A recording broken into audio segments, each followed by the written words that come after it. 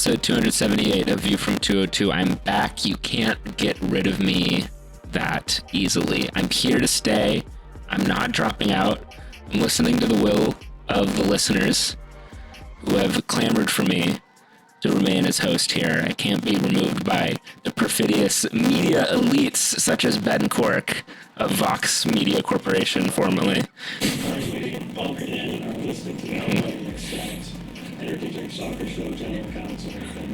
Yeah. We've been putting try and get to see realize what's best for the podcast and frankly the country. My beloved, beautiful son, Marty, my cat, has been counseling and telling me that this is my birthright. I earned this. This is where I deserve to be. That honestly, if you don't think that, you can go to hell. So, glad to be back. But honestly, I did listen to the episode and I thought it flowed very well. So if you ever want to host instead, that's fine. We did some internal polling against you and Cork, and we're looking at numbers, and unfortunately, it did turn out that we have to bring you back. So. Yeah, that's right. You think you fell out of a coconut tree? No. I'm the context. The highest poll to posted yes. Alex Sasser. Surprisingly, yeah. Yeah, that scans. Well, all right, it's the four of us. I can't even remember the lore reasons. I was fired, but also I died. And then you also implied some quite sordid things about me and certain, like the Twitch flavor of the month. So none of those are true, obviously. But we're here to recap two matches, two draws against DC United and Philadelphia. Yeah. One draw that was chaotic, I think it's safe to say. One that was extremely not. One was at home, one was away. A little bit. Philly one? Oh, it was a little chaotic. We'll get to that. And then we've got some transfer stuff to talk about. You know what? It might be that time, once every blue moon, where we actually entertain some international soccer talk before considering our next match against the Colorado Rapids on the weekend. But first things first, we have our home match against DC United. Was this a rain delay again?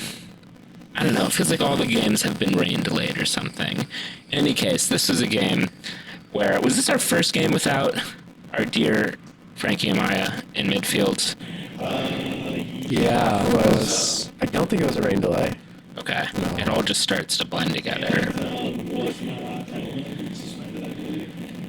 Yes, that's correct. So it was basically no warm bodies available deep.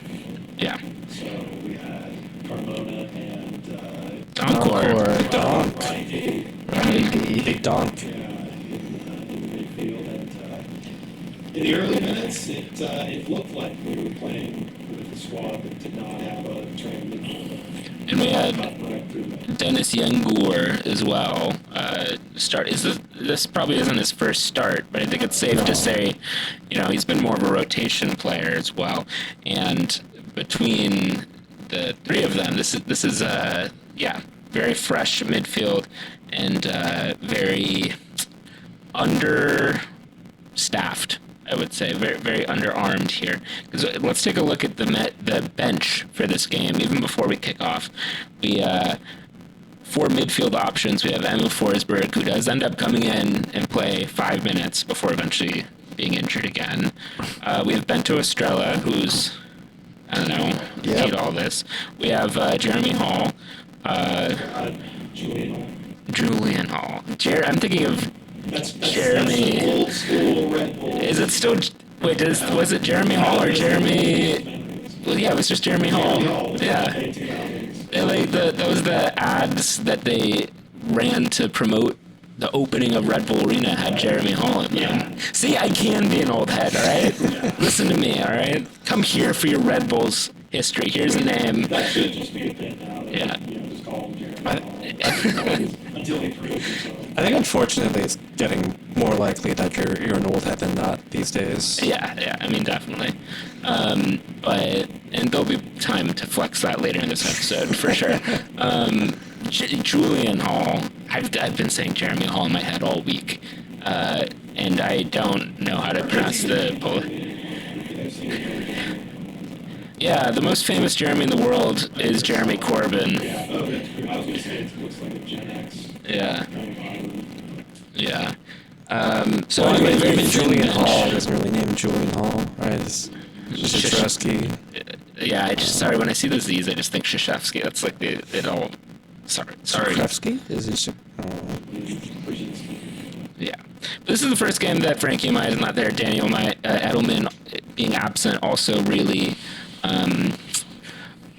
as Cork said, made it an undermanned midfield. Watching this game on Apple, though, it was interesting because not Edelman, Twellman, and whoever he was calling this game with, had really set up the narrative and clearly made their mind up that, DC is struggling. DC is not a very good team. They hadn't won in like 6 or something matches, and they were really expecting us to just have our way with them, which is interesting because, as we've talked about so far this season, we're not really used to getting that sort of treatment. Lo and behold, signing Forsberg of all people has sort of incited this response. And as the game went on, it didn't take long for DC to put a very simple but tidy goal up on us.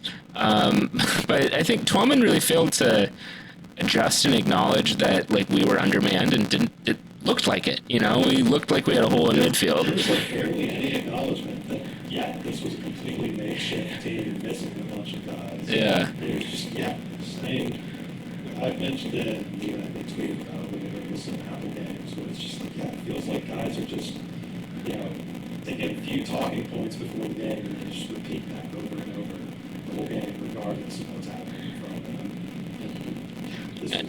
And I felt a little flattered, again, not used to getting this sort of benefit of the doubt extended to this team. But frankly, I thought, this is a team that looks like it's going to be scraping its way to 90 minutes without having the really heart of the midfield between Amaya and Forsberg. Personally, I think Amaya, of course, is an even more important player than Forsberg has been to this team so far. But, Wiki Carmona, not the same type of player, tried his best. Donkor, on the other hand, who starts next to Carmona, this is the first time I've really seen him. I know he's made a few other appearances before. And he seemed tidy enough. And I have to say that is sort of refreshing in a way that he appears to just be the next man up.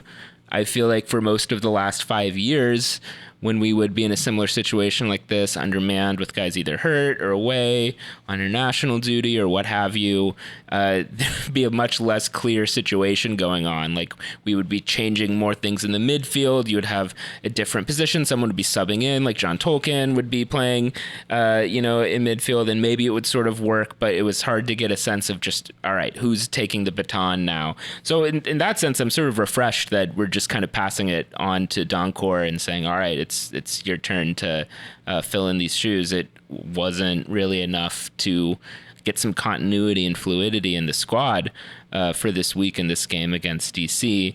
But I did feel less frustrated than recent history at the very least with Donkor. Yeah, I mean, it's like, with next man up, it was not only like you're saying that the hierarchy wasn't clear and there would be, random guys tried out in midfield instead of promoting people, and just it seemed incoherent in that way. And it would also be that every time there was a new next man up, that next man up would then be discarded a few games later and would, it would be a constant cycle of just guys getting thrown in the doghouse, and just, it would be this constant cycle of guy gets a run in the team, gets benched for a month, gets another run in the team for a month, and everybody says, oh, we finally have the midfield settled, we finally have this guy. Then he would get doghoused again. So it was just completely kind of incoherent in that sense. And I guess to kind of piggyback back on that a little more, as far as that we're even in a situation where we're, throwing in a next man up in midfield, it's kind of a theme that's emerging for me recently, or as far as a critique of the team and how the season's going, and how, the personnel situation is going with some of these sales and what appears to be, kind of a quiet hot stove for going into the summer transfer window, is that I'm completely unclear on what the expectations are with this squad anymore at this point. obviously there was, much ado made, certainly on this show and just generally, about how they wrote a letter, a freaking published letter to the fans at the end of last year saying like, okay, yeah, the last few years haven't been good enough and we're going to fix everything. It's all going to be different now. We're going to finally spend on players and we're not going to have a shitty team anymore. We're not going to have all these teams you just watched are shitty and it's going to be different now. This is maybe like going over the course of this season. This is now maybe like the thinnest the squad has looked over that entire period. Yeah. Now that they've sold Amaya, now that Forsberg is apparently not going to be available for a while. We kind of warned you about that, or we kind of, mentioned that was going to be an issue with a player getting deep into his 30s coming over to MLS for the first time. They tend to pick up injuries, even though he picked up his injury, I guess, in friendlies with Sweden, but whole other thing. But yeah, I'm kind of at a point where it's like, what are the expectations? Why did Schwartz sign up for this if this apparently was the technical plan? And yeah, it just seems very incongruous with what we were told at the end of last year and during the offseason about how the squad was going to shape up now. And it's kind of like a thing where if they're still going to just, kind of try and shuffle out the rest of that last squad, by selling guys like Amaya. Apparently they're listening to offers for Morgan. Maybe they still are, but they definitely were in the off season. And it's kind of a situation where is this a restart? Is this squad being completely rebuilt? Or are we supposed to think that like Ronald Donkor and Wiki Carmona is the best we can do in the middle of a season where we're supposedly contending? I don't know if it is. Yeah, I mean, you read my mind exactly. I wasn't here at last episode to talk about Amaya yet, but it's hard to talk about this game without talking about that part of the squad. I mean, we're not even finished talking about the first goal, but it's, I think, just the dominant thing here. And I think it's different from thinking about like what is the point of this squad in recent seasons, because this season the team has shown some competence, which changes the mood of things for me. In particular, I think it's mostly Schwartz has shown some competence. It's like, they've put together a decent little squad that is churning out decent results with like a strong sense of who our important players are. Completely unclear to me how much Jokin and the other guys up top are a part of that. But yeah, why? Like, what was Schwartz told was the idea here? I don't know. I mean, presumably he would have another offer on the table to get another gig, even though he, got relegated with Berlin with Hertha. It is sort of a funny question of like, what is the point right now? And it's, what is the point with any sports? I don't know, but you still shouldn't have to be answering that question in the middle of a season. And I think it's sort of an inflection point for maybe MLS and American soccer in general, where for a player like Frankie Amaya, selling him for a decent chunk of change in the middle of the season, it's, compared to like 10 years ago, there's less of a narrative and clear like rationale for what you get out of that as a club and as like for American soccer. Because like 10, 15 years ago, it was like, oh, great, we're growing the game here. Like this is, unusual that we have like quality American players who are getting paid decent money to be on good teams. Like this. That's not unusual now, and we can talk about that more when we talk about the international fixtures as well. How am I supposed to feel about Frankie Amaya getting a good transfer? I think he's a great player, and I'm happy for him. But what is the point for the Red Bulls? Like, why did we cash out now? You don't think this club is cash strapped at all. I don't think, like, contrary to like some of the taunting that you used to hear about this club. I don't think they're actually in it for the bottom line. There's no way this team makes money. Like the $4 million that they got on the sale. Like I don't know. It's a very strange move. Where I don't know why they would bring in Forsberg and a decent coach and then seemingly be apathetic about the transfers. It's very bewildering. Maybe it could just, quite honestly, it could just be a thing where they blatantly don't rate Amaya and don't see him as a good fit for the squad, just like they apparently didn't with Morgan over the last couple of years. It was like pulling teeth to give him a new contract, and they were listening to offers for him this year. It's like it seems like their main priority technically, on a technical planning level right now, is not keeping this team intact so they can make a run for MLS Cup this year or whatever. A team that's been in third, fourth place for like a couple months now and is pretty capable team that's shown it can get some results. It doesn't seem like the priority is preserving that team at all. It seems like the priority is still shuffling out this, kind of messy Struber squad and trying to reset things, which if that is the case, fair enough. Come out and say it. Right. Don't write letters saying we're about to, take the world by storm and then be pecking at the keys like they seem to be this whole season, because there doesn't seem to be a whole lot of urgency around replacing Amaya. Certainly it's been 2-3 weeks now and there's not even rumors. What was the source on this? I don't know. There were those murmurs that the Red Bulls are gonna try to replace him with a quality midfielder sooner rather than later. And actually spend some money. Tom Bogert was saying that. At which point, why? You have a quality midfielder already. I guess you want to cycle things in and there's a cycle to everyone's tenure somewhere, sure. But yeah, that's more confusing to me than the team just being actually, you know what? Whatever. Because, I think we're at an inflection point about a month ago where or 2 months ago, more when the Timo Werner thing was still on the table. We hadn't dropped quite as many points at home yet. And Forsberg hadn't really gotten hurt yet. And I think really up until the Stroud injury, actually in particular, you're looking at this. I was looking at this Red Bull squad and saying I'm still nervous about the midfield. But if they had kept around one more midfielder, and if they add an attacking piece, this is a team that actually looks quite promising. In the time since, Forsberg, of course, got hurt. Stroud got hurt. The midfield depth became a predictable problem.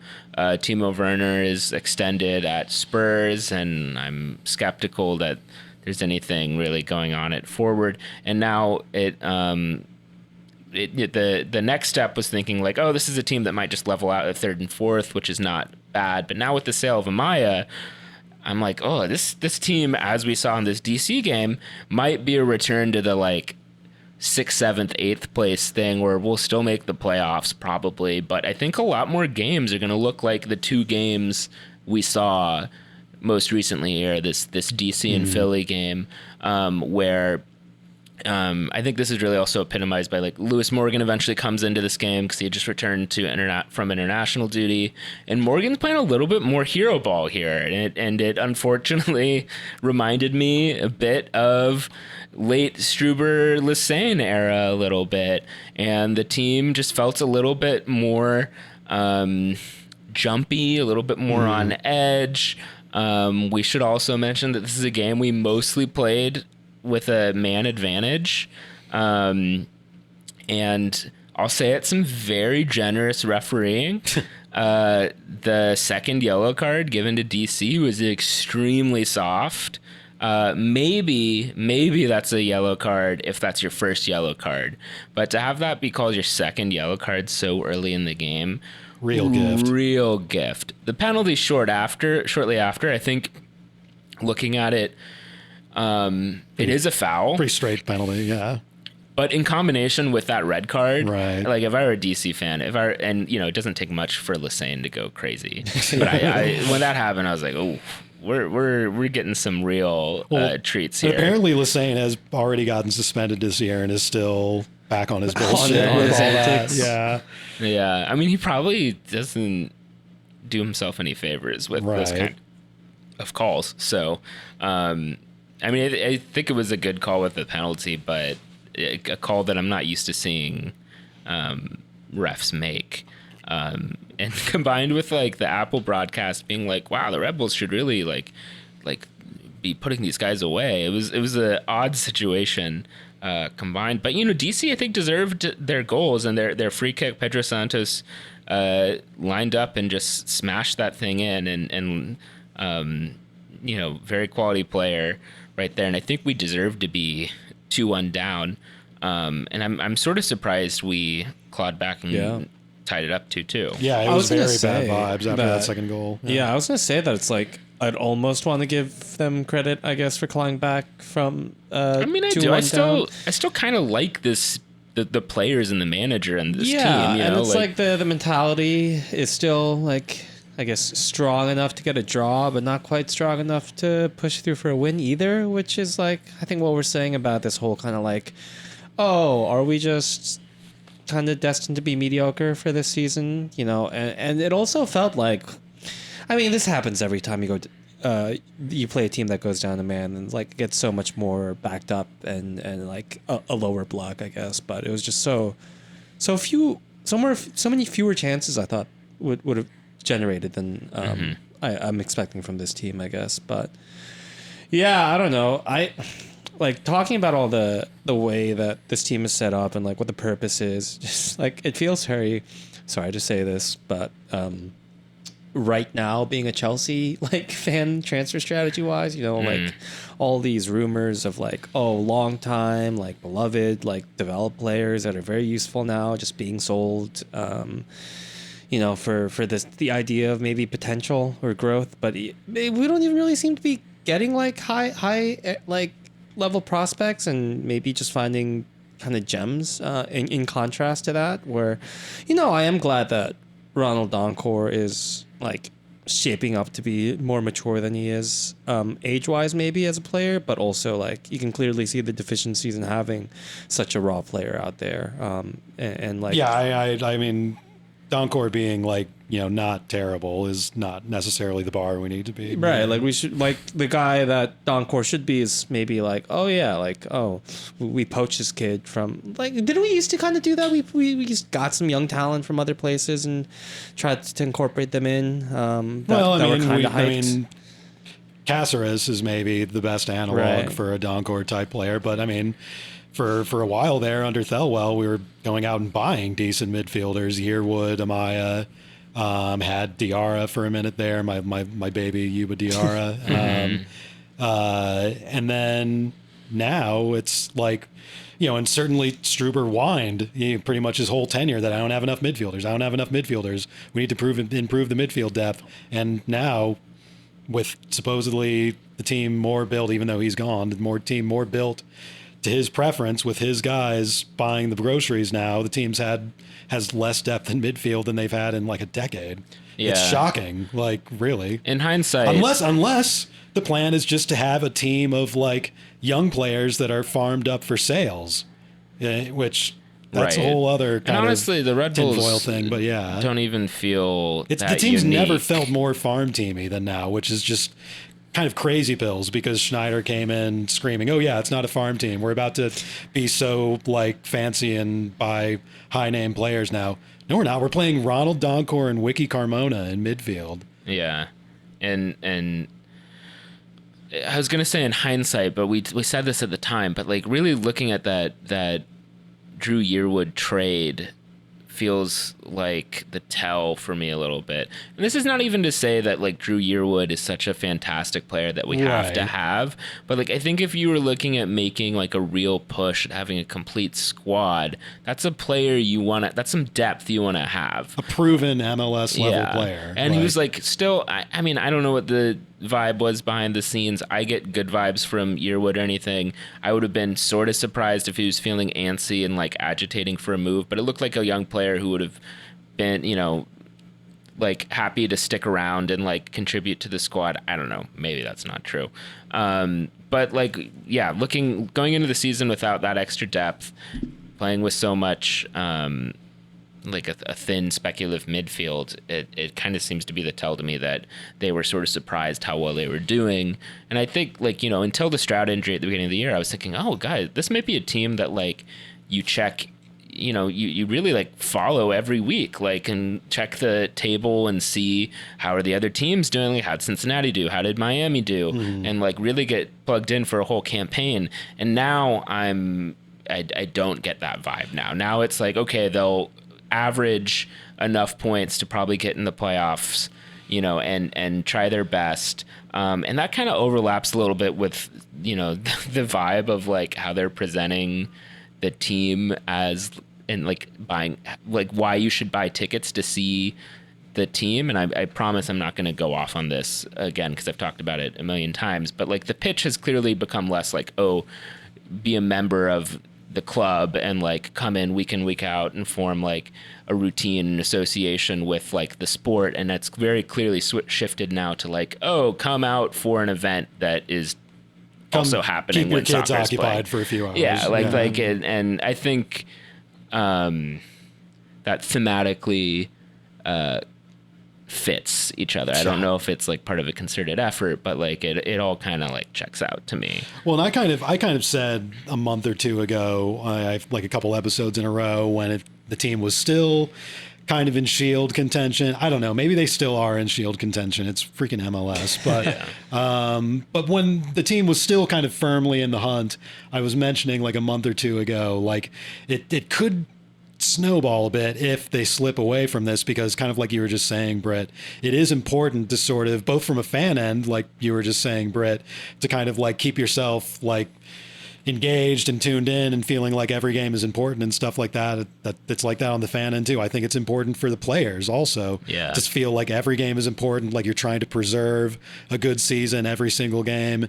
You're trying to, keep the standards high, and I think that's pretty much gone at this point after this run of draws. I will say, I think the scheduling, at least for me, that's pretty much gone after this run of results and selling one of your best players just and abruptly. Also having like a month of non-league games coming up too. Yeah. Well, I mean, I was gonna say like part of this I feel like affects me as a match-going fan week in and week out from at least the scheduling. I got some fatigue from having so many home games in a row. It felt like every week I was going to Red Bull Arena. During the shittiest weather of the during year. the worst weather. But I also wanted to bring up that point for like Drew Yearwood maybe not liking his thing. There was a point brought up during the game that a lot of our former players recently have celebrated against us. So maybe there's like Jared Stroud did point that. out that Stroud was the first goal. Although it wasn't like Adebayor, I think it looked kind of but taken in the context of so many guys now, it feels like who have come through here. I missed the plaque discussion last episode. I would say like did Stroud get a plaque? I don't think so. I don't think I got it right. I think that's good. That's normal, and I think like Stroud celebrating is also normal. He played a season for us. But fuck you. You don't get to celebrate it. I don't know. And like also Drew Yearwood, I just went on a whole spiel about how we should have kept him. He shouldn't get a plaque. Like, what are we talking about? He's like a decent player for us for a couple of seasons. During the years that you said you literally said we're so shitty and everybody sucked. Like that's not. Yeah. You don't give every player a plaque. Like fucking Barlow. Yeah. Low key played like 6 or 7 seasons for us. Okay, sure. Homegrown guy. Drew Yearwood, no, like sometimes it's just a normal departure. Like I don't know, like it's fine. Like the club just feels very confused on this front of like what a normal departure and what the relationship with former players is, which maybe brings me to Philly as well, because as much as we beat up the club for the confusing array of Legends Row and the retired number and the 20 and 20, Corky very aptly noticed that Philly still only has one player in their Legends Row or whatever it's called, and so it's Sebastian Letou, which is a sorry state of affairs. It as much as it sometimes feels like Philly is caught up with us and ended the little brother syndrome, then you'd see that. Yeah. It's like... And then, like, once these guys retire, like, they'll probably put Bedoya and Andre Blake up there, but, like, is that much better? Right, like, yeah, that's true. Andre Blake might have a Robles stature for them, maybe. Yeah, okay. That's, I guess he's been there for a while, but, fair enough. And, he was the Jamaica national team guy for a bit. So, but yeah, I don't know if there's anything else. He's no E. Anders Kolb. No, but of course. God, what a fucking legend. I love him. Maybe he's just listened to the podcast ever since he saw that tweet. What a real one. In the stadium, I feel like we have a new E. Anders Kolb that they tried to do, but it's on size 4 font on the tiny little screen, so I can't read it. I think it just says like radio personality every time. Yeah. Every week there's like 50 radio personalities or media personalities. Is there anything else about DC that we should mention before we move on to Philly, though? Yeah, just kind of another disappointing home result. Yeah, a Harper goal was not a great finish, but also well intelligently taken, I guess. It was just a goal. Yeah. I feel like we're running. Not every goal needs to be a take. I'll say we're running on decent inertia. I will say with an undermanned squad. I think to your point, Peaches. I think like the heart and mentality of this team still seems to be good. I do worry that this will run ragged a little bit if we're still so undermanned for the next couple months, which you have to assume we are. But it's good that we didn't at least lose this game. That would have been pretty disappointing. Mm-hmm. Well, and then didn't Forsberg came in randomly at the end? Oh yeah, like 5 minutes. Maybe that ends up being his swan song for the New York Red Bulls. Lord knows.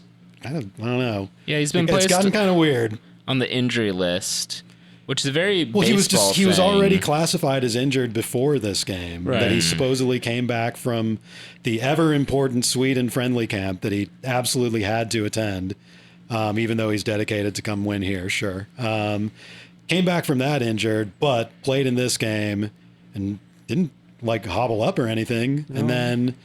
All of a sudden now they're saying he's going to be on ice for a month or two. So. Yeah, I think the minimum is 6 weeks or six games. Yeah. And I was wondering, is this going to be retroactive? But no, because he played in this game, so it couldn't be, if that's even a thing. Yeah, strange. But we get some roster incentives for doing it. Oh, yeah. Call up Binghamton. Where's Joey Lucchesi? Yeah. I guess that's just Bento Estrella. Yeah, whatever. I guess. Ronald Encore. Yeah. Yeah, it's going to be very important to the people who complain about Red Bulls 2 registrations online. Roald Mitchell. Those people have got their eyes on that money getting used. Mitchell. Yeah.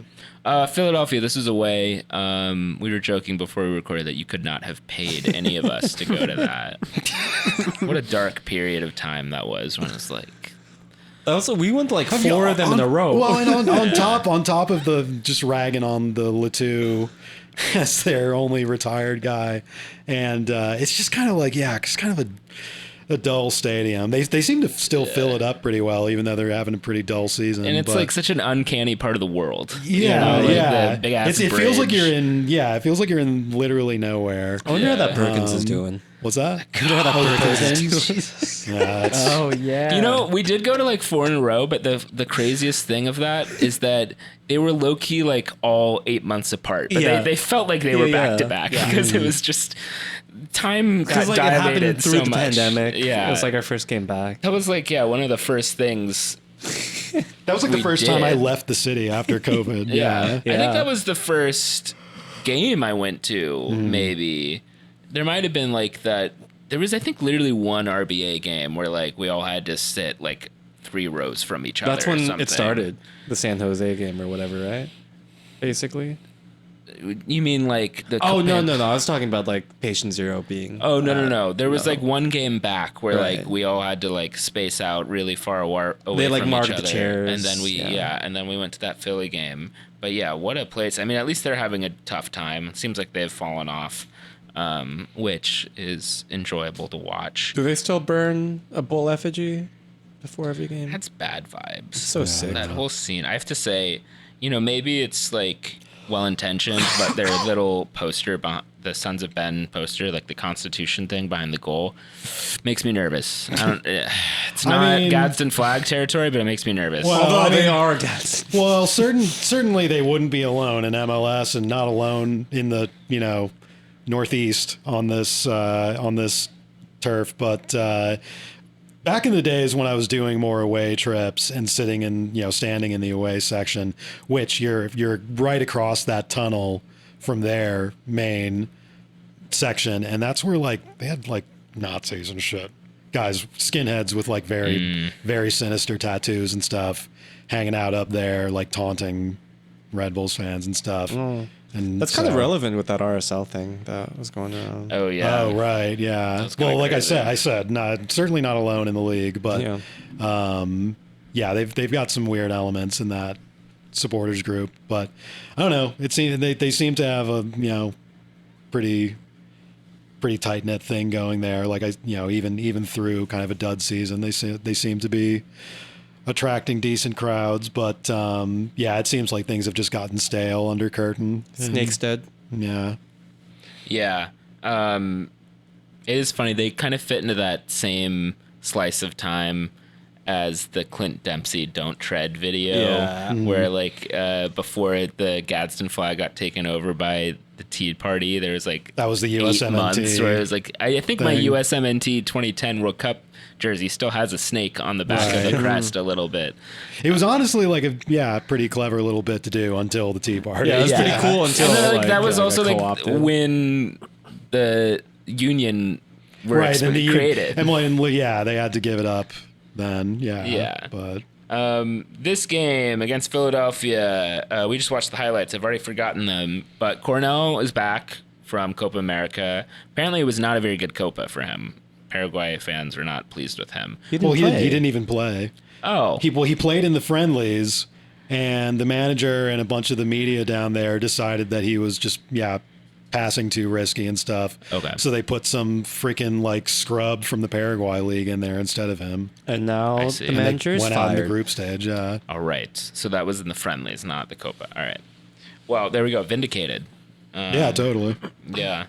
And then this is a game where Edelman was back from suspension, and he got paired with Doncor. So then we had Carmona playing out wide instead of in the center, with Harper out wide as well. And the line was led by Van Zer.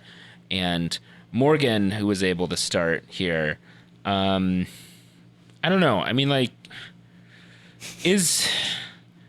I think, I think that said it all. Hot take. Is like having a front line of Morgan and Van Zer. Cork, I'm going to plagiarize you here and say maybe that's actually not that bad for MLS. Like maybe that's you can do things with that. I think the problem is more just losing Frankie Amaya for this squad. Yeah, well, I actually made that point about Morgan and Manuel being a decent pairing. I'm officially deciding that Manuel is a bit of a player. Wow. And Van Zer is in the bin. But yeah, no, I mean, the idea that that's a just completely insufficient for MLS front line is not really the case. And I kind of mentioned it when we were watching some highlights in the pre-production here today that I've kind of mentioned this a little bit.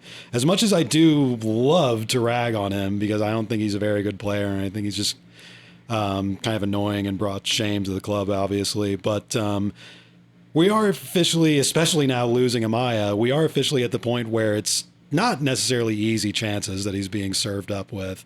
And it's not always embarrassing misses that he makes. And yeah, I mean, especially losing Amaya and starting to lose some of the continuity in the squad after Schwartz had spent the first few months of the season getting the team playing some pretty slick passing ball and, kind of actually starting to generate some patterns and some danger in the final third, resetting the tap-in meter a lot. We're now back to a lot of games, and this Philly game had, a few of these moments where the only real chances we're getting are, pretty tough, kind of like, we've used half chances so much, and I feel like that's such a cliche. There should be a different term, but they really are just kind of half chances. Just kind of hopeful long balls and just weird kind of underhit crosses and stuff like that. They're not necessarily, just clear pounces that a guy like Van Zer should be expected to make. And and it's kind of to go with the theme of this episode. It feels like, the team is rapidly regressing into the kind of Struber era of just really snatching at chances and not really having a coherent plan in the last phase of the field. Although, and the funny thing is, I think this game is the one where Morgan missed the clearest opportunity, probably. Yeah, kind of. Yeah. Yeah, I mean, like to your point that Dante misses like very hard chances. I agree. Like I think when people sometimes kind of compare him to Klimala negatively, I can kind of see he does get into good spaces. Like he gets into dangerous areas. He often he doesn't really provide that final ball, but he can maybe not do something after it. But here's my rejoinder to that. People hated Klimala more than Van Zier because Klimala was actually fast enough to get to there. these Yeah. shitty chances. No, and whereas Van Zier is just stuck in the mud half the time. Well, yeah, and that's kind of. Well, I mean, I think people can clearly see like their frustration is a little bit more like, oh, he's not going to be able to do it. Whereas Klimala, I feel like the frustration is like, why couldn't he have just done it? He clearly has the ability. But like for Van Zier, like I think to his credit, yeah, he is being given a lot of difficult chances and he's getting to them. But also, he is missing a lot of easy chances and he often stumbles when he gets into like totally. dangerous I mean, areas, and too. when I've certainly hammered him for it Right. on it over the last couple of years on this show, but I feel like more and more recently, and I'm kind of pinpointing this Philly game in particular, the handful of chances that he had that were obviously thrown into the pot of like, Van Zier being Van Zier or whatever. They're not the easiest ones. Like the first one where Isla served up a long ball, it was not really on a tee for him, and the Philly keeper, Came out some real random fast. teenager, I guess, came out and did well to close it out.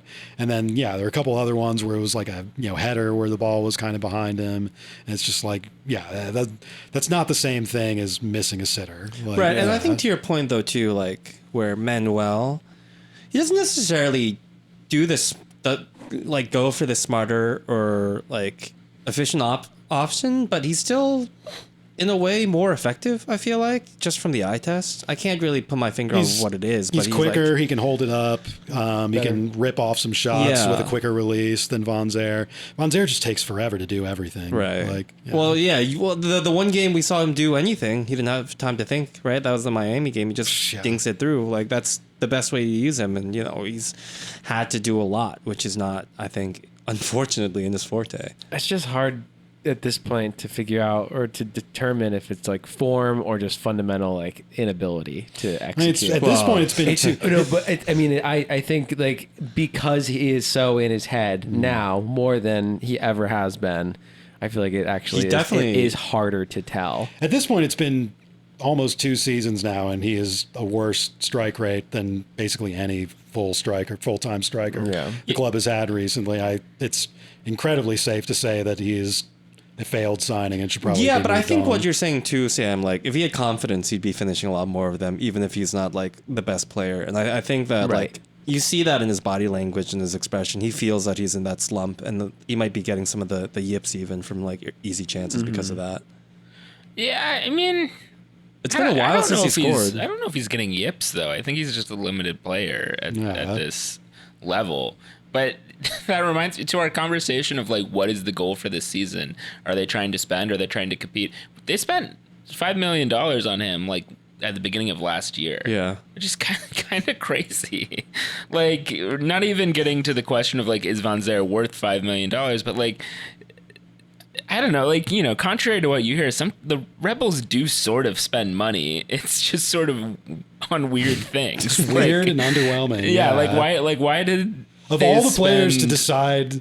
Yeah, of all the guys, because Van Zier was like part of the thing of like, oh, we're gonna sign a like proven goal scorer, and it's just like golden boot a guy winner who has like one cap for Belgium and is just kind of doing all right in a kind of marginal league. Yeah, that's such a weird thing to make one of your few, or I mean, not all that few, but like, once in a while, big, expensive signings. It's just like, especially when you're Red Bull. It's supposed to be part of the benefit of Red Bull is that you have an in with all these sexy players or whatever. And I guess we got a little bit of that directly with Forsberg, but I don't even necessarily mean bringing over guys from the sisters clubs as much as just like, it's supposed to be an attractive thing to come play for, a big brand in New York City, which is kind of like how it was with Henri and Marquez and stuff like that. And it doesn't feel like we even flex on that anymore. No. Yeah. I mean, it was, and to a lesser extent, it was that way even with like Dax. Like Dax came and moved into Manhattan and was excited to live in the city, like once we traded for him. And I think to some extent you could feel that with Sasha too, even for that next rung down of players, for American players in particular. And maybe this is a good time to start talking about rumors as well, and just transfers and what is being reported, what seems reasonable to expect. I know there's some rumor about Memphis that we've been linked to, but then also says we have not had conversations with Memphis actually, so I don't know what the rumor's actually reporting. I find that hard to believe, but also maybe it is weird enough that they would actually do that. Yeah. Like, because also I don't know, it's MLS. Maybe it would work. Maybe just throwing Memphis on the field with Forsberg sometimes would really make a difference. But Lord knows, right after we're dealing with Forsberg and all of his extracurricular stuff, Depay is like that on steroids, on top of also being a guy who's now in his 30s and will also, probably but be. Well, maybe how that's is- like the thing. It's like, we're used to it now. Like we can take a bigger load. Adding a player who does not put his last name on his kit because he feels his dad abandoned him next to a player who is currently abandoning his children will be an interesting mix of personalities. I had not even thought of that. Wow. Good So Lord. maybe it'll be combustible in the locker room there. Oh my God. Yeah, no, I mean, kind of like I was just saying with Von Zer, it doesn't seem like this team makes the most wise decisions when they all of a sudden decide to spend money. So sure, go ahead, sign Memphis Depay, and have that be supposedly the big plan. That if you just like with Forsberg, like we're already seeing, when you sign a guy like Memphis Depay, that means you do not actually have a plan.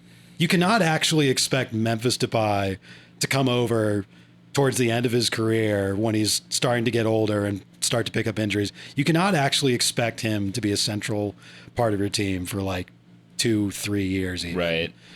Which supposedly the whole thing with Red Bull and the whole thing with now buckling down and saying we finally have a good front office and we're finally going to do proper Red Bull stuff. I thought the whole point of Red Bull was, having meticulous plans and having, a strong squad with redundancies built into it and stuff like that, and not just selling your best player and throwing Ronald Donkor out there. It's the technical plan and just the communication of the planning with this club has really become a mess again. Well, while we're on that note, I'd like to start a rumor. Go ahead. There's not anything else going on. Well, actually, I got a push notification that Star Wars Night is coming up.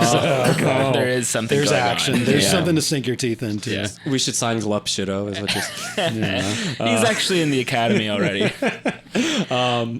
I would like to say I've heard that Oscar, the Brazilian, was interested in joining MLS. He's still playing? He's been playing in China for 5 years. Okay, I knew, right. How old is he? It's like 29, 30. Probably like 30 or something. It was funny and if we're replacing like some me any dude number who's like and kind of like an attacking midfield, like 36. 36, or like he's somehow actually 24, he's only like- 24. Fine, sure. He looks like he could be either. The funny thing about when I saw some of the tweets about, that rumor that Oscar wants to come to MLS was that a lot of them were quoting like, yeah, of course, Oscar, he's played in China the last decade. He abandoned Europe to go play in China for big bucks. But then they were quoting it. Over a decade, he only made like 150 mil or something. He's a real one. That's less than, like freaking, I don't know, like Trevor Bauer or something. Well, like I was gonna say if he fucking made probably the rando amount MLB of money pitcher. that he was expecting to make, they would have probably cut down on him. He's the real one for Jack Ma being the or only something. guy to actually stick it out over there. He Yeah. just believes. No, that's why I think the like if century. he's willing to put in the effort for that kind of like Yeah, he would turn team, it up for Keep him to MLS. Yeah. Remember when- Remember when Obafemi Martins was tearing up the league, and then he just decided to go to. I think it was Shanghai. Yeah. Just like we're like, oh, we'd like to buy him, please, and then everyone just had a tearful goodbye, and it's like you could have just not gone. Like you could have just stayed if you wanted. I mean, Like, he wanted the bag. He was getting a bag here, but I guess it was more of a bag. Yeah. I mean, it was Anyway, that's my rumor. Yeah. I'd like to put into the sphere. I think he would be good for this team. Would fill a need. Experience. What's going on with that Pole fella? Was it? Pol Pot? Pol Pot. Fernandez? Yeah, the guy that I had a mental breakdown during COVID laughing about. I don't know what he's doing. Was he real? He was real. It was Pole. P-O-L? Well, his name was Guillermo. Guillermo Paul. Okay. Maybe Well, he's Pole still wasn't around. even. It wasn't even like a real name. It was literally his nickname. But I don't think it had anything to do with Pol Pot. Okay. Let's see what that dude's up What's to. what's Juan Mata doing these days? That's him and He would be like, is he retired? I don't know. He could come to MLS. I'm Probably. surprised Cesc Fabregas never took a tour over here. Yeah. Wow. Honestly. Pol He's Pot- coaching now. Pol Pot's on Boca Juniors. He's like one of their starting midfielders right now. Wow, that's Did, a redemption. did better than coming to play for Struber's Red Bulls. yeah. But yeah, good for him. I'm glad to see he's back in the mix. Yeah, I guess it would be a bit much if he played for River Plate. Pol Pot. Yeah, that'd be a bit. Yeah, are we going to sign players? I don't know. I think also that. At this point, I think just losing Amaya is just so big here, and maybe it strikes me if we want to talk about international soccer before we end today as well, that maybe one difference too from now and like a decade ago is that a player like Frankie a decade ago would have comfortably been like in the USMNT discussion, and maybe he should be in the discussion as a peripheral player now. I mean, I kind of remarked on that sometimes. I mean, that especially with the way the now ex USMNT manager liked to play, you'd think he would want to make use of one of the few kind of nimble, creative American eights in the pool. Because then, going to Toluca for $4 million, like that's a nice transfer, and like That's the same level as ago, Jose Torres making the World Cup squad. Right, you're like, oh, great. Like, you have a sense of squad building for the national team, a sense of buy-in, and like young Americans doing well, and it just like strengthening the whole infrastructure. Now that whole aspect feels not as relevant because now the national team is mostly guys who just like go over to Europe at like 16. It's confusing now because it's guys who, and I guess we're officially now in the USMNT discussion. This is the first time we've talked about it in like 6 years. Yeah, that we're now at a point where, we have all these guys who are supposedly, on paper making it in Europe and getting signed by these big clubs and stuff, but they're not really like main central players for those clubs. They're kind of just kind of peripheral outside of Pulisic, who, he's one of the only guys who's actually the real deal in this generation of players. It's a bunch of guys who are just a lot of hype and a lot of, just kind of big European clubs are willing to take flyers on those sorts of American players now, but they're not actually going out and, making a difference in Europe the way you would think from a lot of the discourse and dialogue. Well, I mean, it's like all about Gio Reyna is mostly, I feel like, the big thing. It's like, oh, he's a club, and it's like you watch how many and you have minutes he plays, McKennie and it's like- Weah at, quote unquote, at Juventus and stuff like that, and some of these other guys, and like, Serginho Dest, bouncing around, doing whatever the fuck he does. And it's just like, this speaks to the whole kind of just bizarre circle jerk of, USMNT culture now, that all that really matters for, a lot of the people who are, USMNT super fans or whatever right now, all that really matters is for those people is that a guy is at one of the big clubs that's on, the FIFA video games. I was taken aback. Actually playing well and actually being a coherent part of anything is totally absent. Like, you know who was at Manchester United? Jonathan Spector. Right. He was at West Ham too. But I was taken aback just how many people are like apparently sincerely calling this our golden generation. Right. I'm like, man, really? Like, on paper, sure. Like, I'm sure like they're in some ways, I bet these players are legitimately better than like the 02 or like 2010 squads. But sure. so is every other national team and player pool in the world. Yeah. I mean, it's like a less coherent squad. Proper football training and everything has been democratized. Also, like, I think even if you're on the really bullish, like, train of, like, American soccer talent has never been better, like, I think I would, like, it's going to be better in 4 years then, too. Like, this is still the upswing, like, the idea that, like, Greg Berhalter spoiled a generation is, like, ridiculous. But to be fair, like, the people who are saying this are literally 14, so like I'm gonna cut them some slack. Well, I'll also go ahead and say I in a vacuum agree with the decision to dismiss Berhalter. Yeah, it's too long. I think if you go, it's been too long, and I also think it is a pretty customary thing that if you go out in the group, no matter how it happens, which you can pretty clearly blame former Red Bulls Academy player Tim Weah for the team's unraveling with his red card in the second game. But when you go out in the group stage of a major tournament that's on home soil, you should get fired. Yeah. That's just kind of how international soccer should work. So yeah, in a vacuum, Berhalter probably needed to go after this. But yeah, the idea that this is somehow some great reset and that this is, all of a sudden this group of, to be honest, pretty mid players is going to all of a sudden become a World Cup contender is asinine. Especially with just like this idea where, if we just get a good coach for these great players that we have. Like,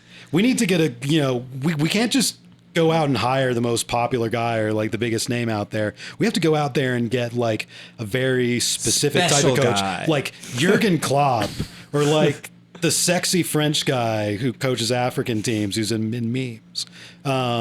We need to, think smart like that when we go out and get the next manager. It's fucking ridiculous. Like the stuff that's actually, and I'm sorry, and like Brit just said, like, it's mostly 14-year-olds, but so much of the media infrastructure actually humors this horse shit. Yeah. Which, it's like I said, I agree with I agree with the decision to dismiss Berhalter, but I think he and whoever his kind of like constituency is or whatever has every right to be aggrieved by how this all plays out and how, a lot of the, media routine is and all this. It's part of just the general blob of how completely disorienting and how nothing really feels like it matters or needs to make sense in both American and global soccer. I'm also taken aback about, especially compared to like, when we were cutting our teeth watching soccer, like there was a real sense that like, the U.S. one might not qualify every year. Lo and behold, that actually did happen, and it sent people more insane. But like two, like they might not get out of the World Cup group, and like no one was dreaming of like making a semifinal or a final, but people seem to like actually think that the U.S. like if we don't make the World Cup final now, that like, oh no, people are gonna trash talk each other, like they're gonna trash talk us. It's like, yeah, obviously, like they're gonna like. Well, one, no one's really gonna trash talk us. Like no one expects us to make the World Cup final except our own fans apparently now. And two, it's like normal. Only two teams every 4 years make the World Cup final. Like, and one of them was Croatia. Yeah, like the floor of this nation is still making the knockout.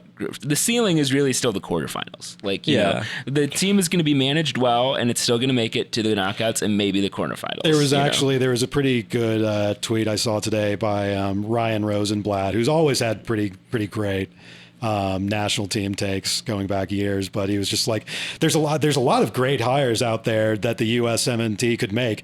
all of them would probably go out in the quarterfinals. Yeah. Like, you know, like the idea that, you know, there's some sort of like, you know, special secret sauce, some special tactics that, you know, we could use to just hack our way to a World Cup. By at that point, you're just relying on luck. That's then, you know, a lot of international soccer is luck to begin with.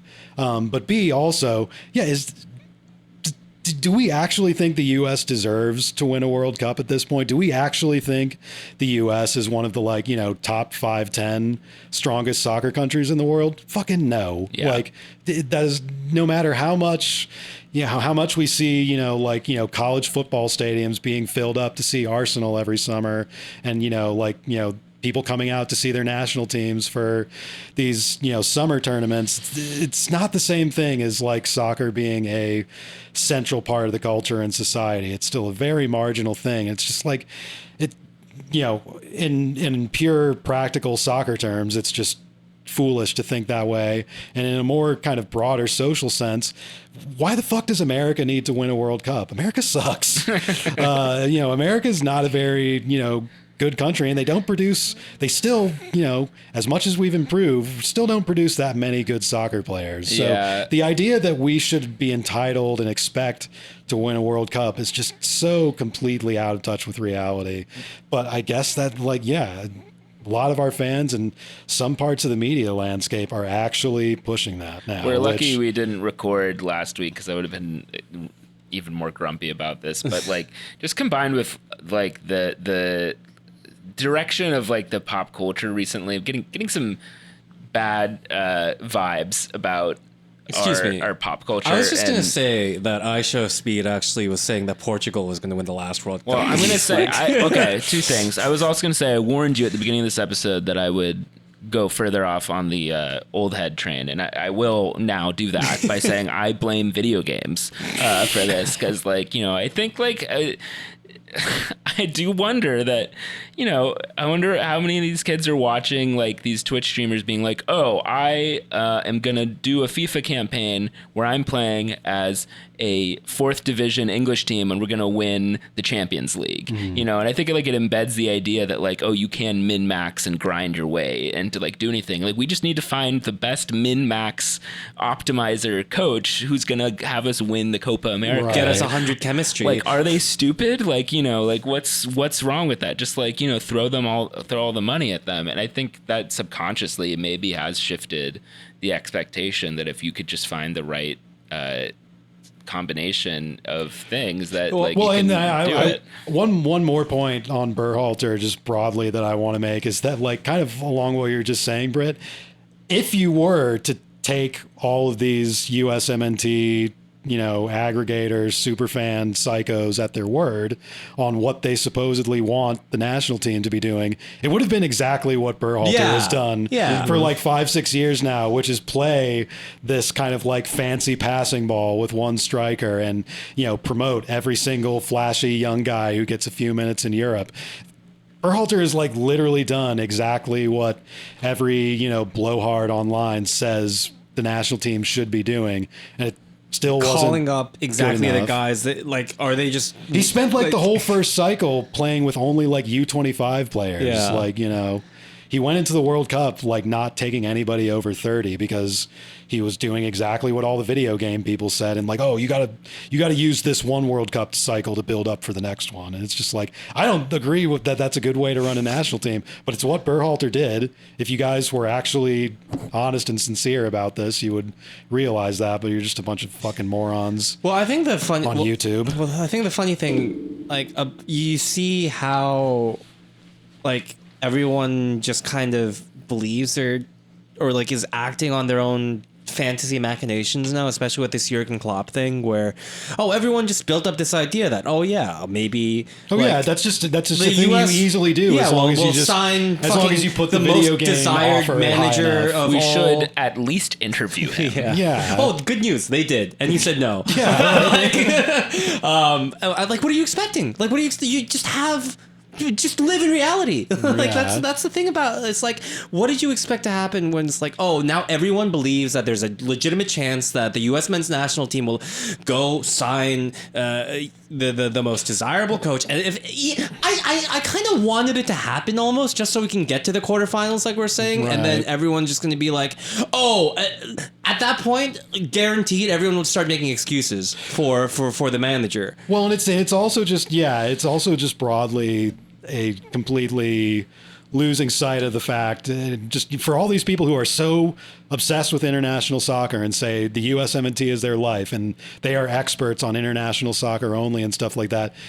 If you were an expert on international soccer, you would know that it's totally random and not very prestigious in the broad football world. Big coaches, big in-demand coaches do not coach national teams. Yeah, like Yogi Low is a weirdo. Yeah, and I was going to use that to kind of jump onto, like, nobody can decide whether Gareth Southgate is actually a good coach or a bad coach, even though every England tournament he's run has been reasonably successful, but on paper. So I mean, international soccer is just like, you don't have to think about it that much. It's literally you don't have to think about it and get as mad about it as nearly as much as all of these psychos who have gravitated to the USMNT. You literally just need a guy to put names down and put them out there. It's I thought it was telling when I saw like somebody trying to aggregate a post. It was clearly someone who was trying to rack up points to get like the monetization on Twitter for the Elon slop. Yeah, and but it was like trying to gin up like, oh, we're doing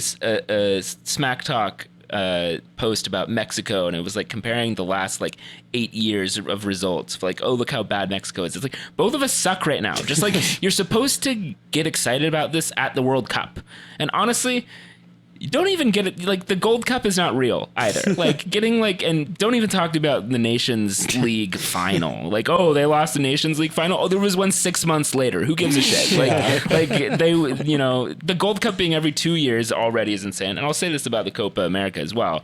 You know what?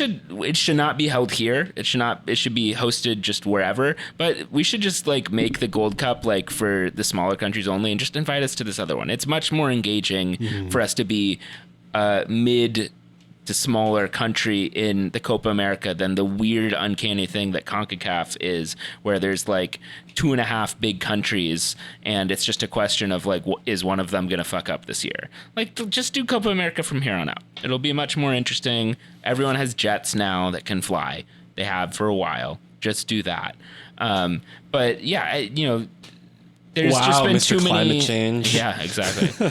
We got to do the Pan American high speed rail. We have to. But there's just too many competitions now. I think it was kind of nice just to have a Copa America to like actually have a competition that mattered. Because like everyone trying to count trophies with Mexico about the Nations League final, not serious. But I think that the U.S. should hire Jack Schlossberg to be the coach. Well, they just missed out. Yeah, he got snagged by. They didn't even interview him. Yeah, exactly.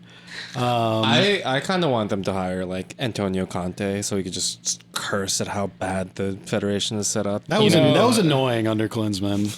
That was annoying and monotonous. I don't know. I could do without it. It's better from an Italian than a German. I think this is just a poor imitation of trying to do the Fabio Capello bit, which did not end well for anyone. Oh yeah, that's come to my mind a few times over the last week, and especially since Berhalter was dismissed. It's like, are we actually just going to go hire a celebrity for celebrity's sake? Because Jesus Christ, when has that ever actually worked? Yeah.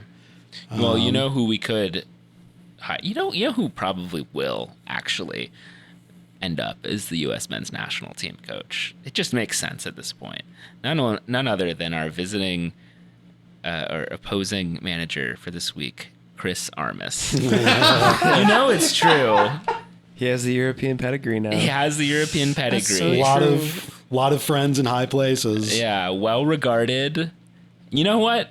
I think it would be great. We didn't even talk about Jesse Marsh at Canada. We can leave that for later. Well, I was going to say, being annoying as fuck. I had to talk about this at work. Yeah. But if Chris Armas had done the thing and gotten the men's national team gig, the plot lines of him going against his mentor Ralph Ragnick when they play Austria, insane. I would be just refreshing Michael Cox's Twitter all day. If he got the job, I would be his champion. I honestly would love Chris Armas to be the U.S. men's national team coach. Yeah, I could actually get behind that. Yeah. He might be good at it. Right, yeah, exactly. I think if he's like, all right, boys, let's go out there and try really hard. I'm like, thank you. This is what the World Cup is about. Yeah. He gets it. Go knock the ball out of their hands. Yes. Exactly. This is international soccer. Colorado's in 4th place.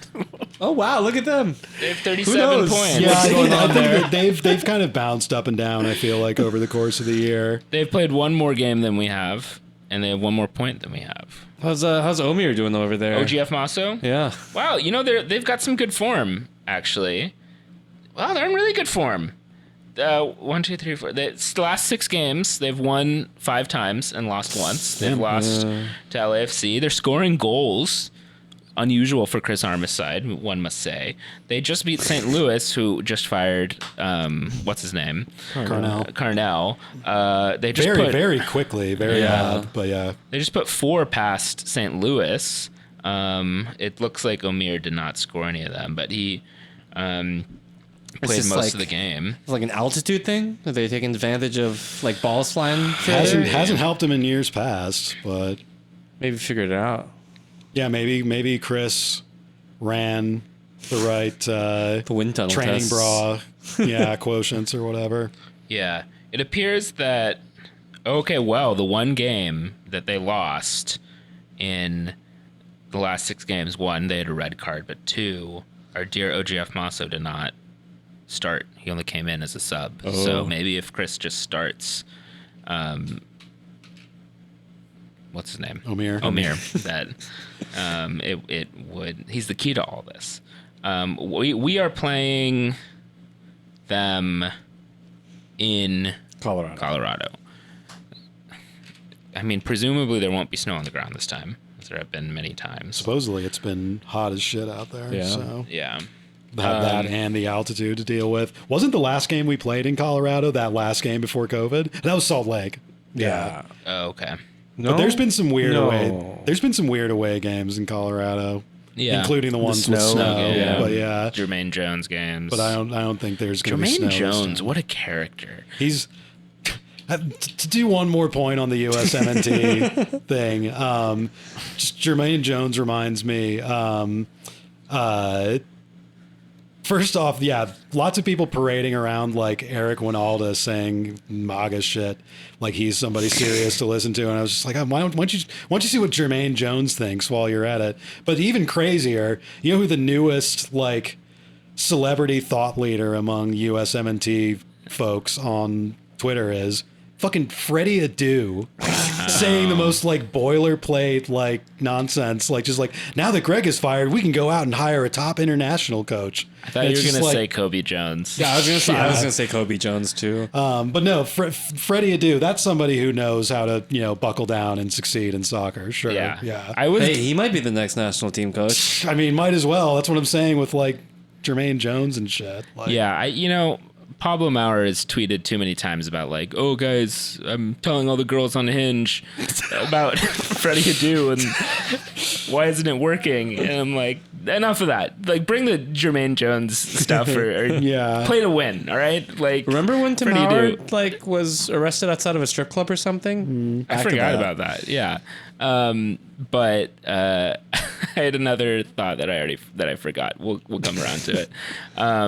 But I did see. I was really disappointed to see Tesho Akindele tweet about soccer recently instead of transit-oriented development. And I thought it was a really banal take. Stick to the urbanism, Tesho. But maybe he can also become a top. Listen, I love Tesho Akindele, but what the fuck does he know about soccer? Yeah, stick to the walkable cities. I could absolutely just have him on and talk about Just trains. urban planning for like an hour. we should do a special episode. Congestion pricing with Tesho Akindele. Yeah, we could talk about Nassau County for a long time. Actually, I don't know if he has specific beefs like that. We'll see. Maybe he has the Charlotte version of that. Colorado, do we expect to win this game? I don't know. I mean, based on what you're telling me, I'm kind of our form is. Versus a good, I just don't. I think we can still have a decent defensive shape in every game. I think Schwartz is a capable manager. I just don't expect us to be able to score anymore. Is there anyone from the Armas era on this team? Ryan Mara. Besides, he's there. Of course. He's been on every era. Jesus Christ, it's hard to even remember what exactly was the Armas era. So the 2020, we fired him in 2020. Pretty much everyone's crazy. been cleared out. Sean Nealis might be the only guy who's really still around. I mean, Tolkien was a teenager. When did we bring in... Kyle Duncan was around, but he was injured half of Armas's tenure. Maybe Kyle Duncan knew he was injured. Wow. Yeah. Yeah, I mean, I guess Duncan was in and out. Yeah. But Duncan was like a new signing in 2020, right? So we have to consider that. When was Wiki signed? That was the first Struber year. Yeah. Wow, there might not be anyone left other The than squad Mara. really has been churned out. Yeah. And I mean, like we were churning. saying earlier, I mean, yeah, we're already getting towards the end of the barrel with the Struber Thelwell guys, and yeah. Struber, first Struber year squad are already starting to trickle away. Yeah, I mean, I guess Yearwood was the player that Started. that Armas was only allowed like one training session with. Yeah. And now he's gone. Right. So I'm unfortunately gonna have to say I'm not anticipating us to score more than one goal. I think if we're going to be like makeshift in midfield again, the team's going to have kind of no choice but to play real conservative in this one, which will limit the offense even more. Conservative and bring the hero ball out. We need some Morgan. Yeah, just it would random ass goals. It would take a totally random fortunate bounce or two to actually find anything in this game is, I guess, what I'm expecting. Yeah, I guess it depends on what the team has done this week in training, because I feel like we're pretty capable of passing up the middle sometimes, even against teams that are like. When Amaya was in the team. Well, that's what I mean too. personnel. It's like we got to see what they're capable of, but I think maybe they've been avoiding trying it. And I guess the we'll question see, is like, is Doncor gonna be able to develop into that role this season? Because Wiki, no. Like Right, Wiki, you yeah. could see it like that he just does not. He's not as comfortable turning into space, and even just moving into space off ball as Frankie was, and we just don't create the sort of space, and it doesn't facilitate other players making runs either. He just collects the ball and nervously moves it around the edge. Doesn't help us move into the final third. I don't know if Doncor can do that, but I think based on the changes that happened from DC to Philadelphia, I think it was wise of Schwartz to just put Wiki out wide and try to go with Doncor. So let's see if that works. Yeah, I think Doncor is capable of what you're saying. It's like the question of, is he going to do it this season, which I don't think is really fair to him either, based on kind of how many minutes maybe he's gotten compared to other guys. But yeah, I mean, part of me saying that is that I think that Doncor has some nice tidy turns, and he's been able to like